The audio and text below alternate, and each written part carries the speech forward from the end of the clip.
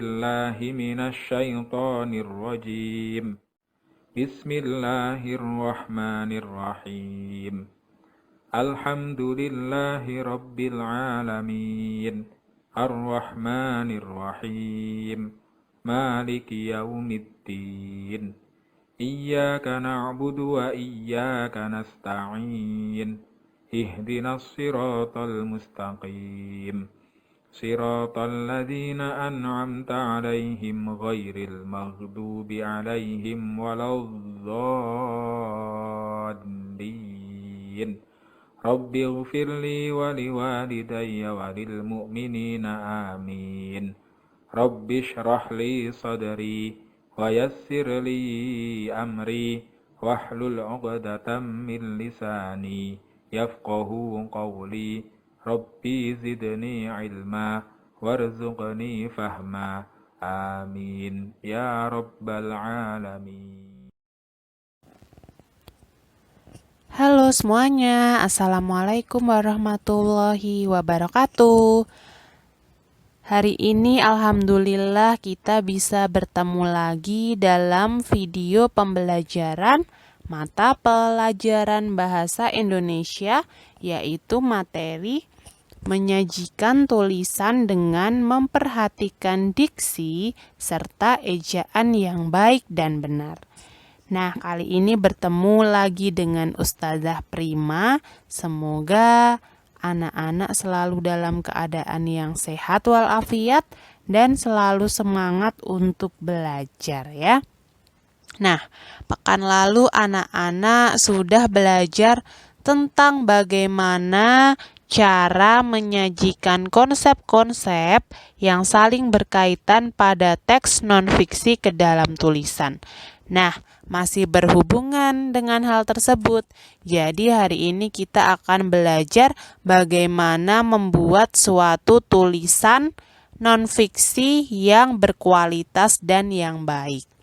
Tentunya ada hal-hal yang perlu kita perhatikan dalam membuat suatu tulisan, yaitu yang pertama adalah diksi dan yang kedua adalah ejaan.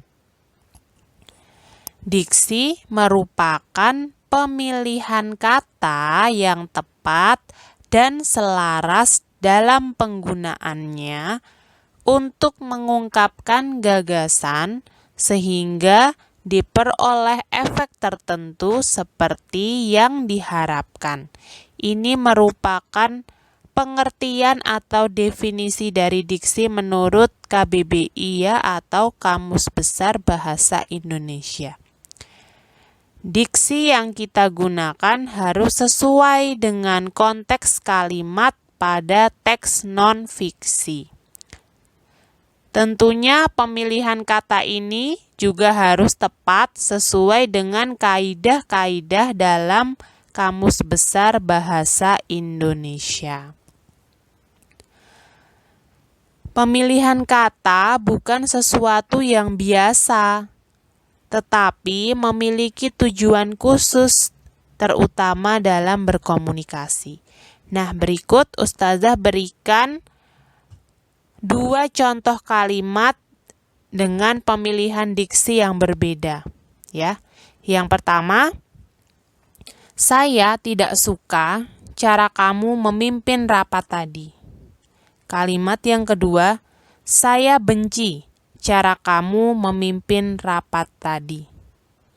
Nah, sebetulnya 2 kalimat itu adalah kalimat yang memiliki makna yang kurang lebih sama ya. Memiliki banyak persamaan. Akan tetapi, kalimat pertama itu cenderung memiliki frasa yang lebih halus daripada kalimat yang kedua, ya. Jadi, kata tidak suka dan benci itu kita bisa anggap sebagai kata yang sama.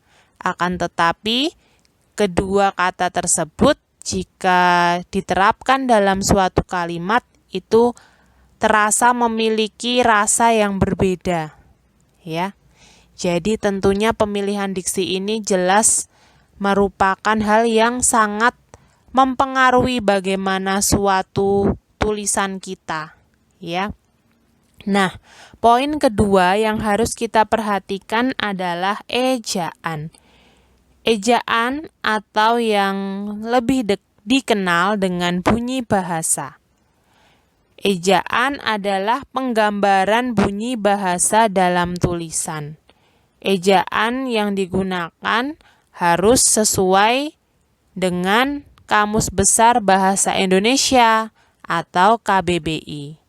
Selain itu, ejaan juga berkaitan dengan penggunaan tanda baca, penggunaan huruf kapital, dan penulisan kata yang sesuai dengan kaidah KBBI. Ya. Nah, berikut adalah sebuah paragraf yang akan Ustazah baca. Silakan anak-anak cermati dan baca antar kalimatnya, ya. Selain sebagai alat bantu penglihatan, kacamata bisa digunakan untuk fashion. Kacamata yang biasa digunakan untuk hal itu adalah kacamata hitam. Kacamata hitam berguna untuk melindungi mata dari sinar ultraviolet matahari. Saat membeli kacamata hitam, sebaiknya kita membaca keterangan pada kemasannya terlebih dahulu untuk mengetahui berapa persen perlindungan terhadap ultraviolet matahari.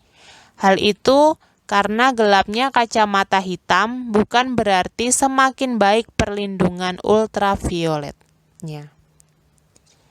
Nah, anak-anak, setelah Ustazah baca, pasti anak-anak menemukan beberapa pemilihan kata yang kurang tepat ya atau kurang pas dari paragraf tersebut.